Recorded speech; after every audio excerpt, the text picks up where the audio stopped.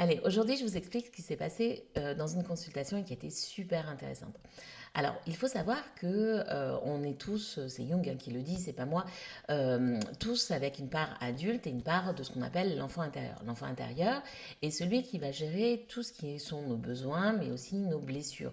C'est là où c'est enregistré. Dans l'enfant intérieur, c'est, on va dire, vous, de, moi j'ai envie de dire, moins 9 mois, jusqu'à l'âge à peu près de 6 7 ans. Et cet enfant intérieur va souvent venir nous saboter dans nos comportements d'adultes, sans qu'on même sans qu'on s'en rende compte, ou l'adulte va des fois saboter aussi l'enfant intérieur.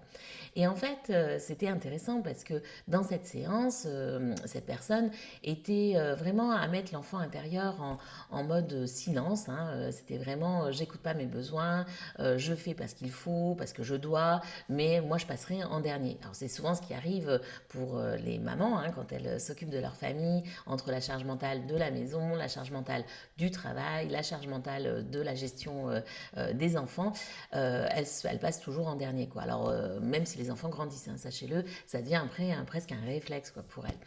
Et c'était très intéressant parce que ça m'a rappelé une chose importante, c'est que quand l'enfant, quand devient maman et si la mère est en dépression, l'enfant en fait qui est autour d'elle va rarement venir la solliciter en lui faisant des câlins.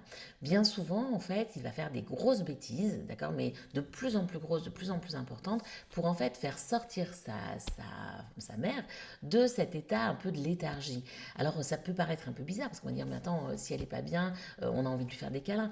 Ben, en vrai, ça ne se passe pas comme ça. C'est-à-dire que l'enfant, si la mère est dans quelque chose où elle est posée, où elle va être refermée sur elle-même, où elle va être effectivement dans beaucoup de tristesse, hein, la vraie dépression, eh bien l'enfant, lui, va essayer de la sortir en la mettant dans une énergie qui va être beaucoup plus importante. Et l'énergie la plus importante et inversée, c'est l'énergie du feu. Donc ça va être l'énergie de la colère. Pour faire sortir ma mère de sa léthargie, de la faire sortir de son lit, ben, je vais peut-être faire des bêtises pour, dans un premier temps, qu'elle vienne s'occuper de moi. D'accord et en fait, l'enfant intérieur fonctionne comme ça. C'est-à-dire que là, dans cette séance, c'était très clairement ça, où l'enfant intérieur venait mettre de la colère en permanence pour que justement, enfin, on puisse écouter ses propres besoins. Donc voilà, c'était la petite réflexion du jour. Et c'est intéressant parce que ça peut se travailler avec des outils très concrets et avec des soins énergétiques également. Quoi. Donc je vous dis à très bientôt pour la suite.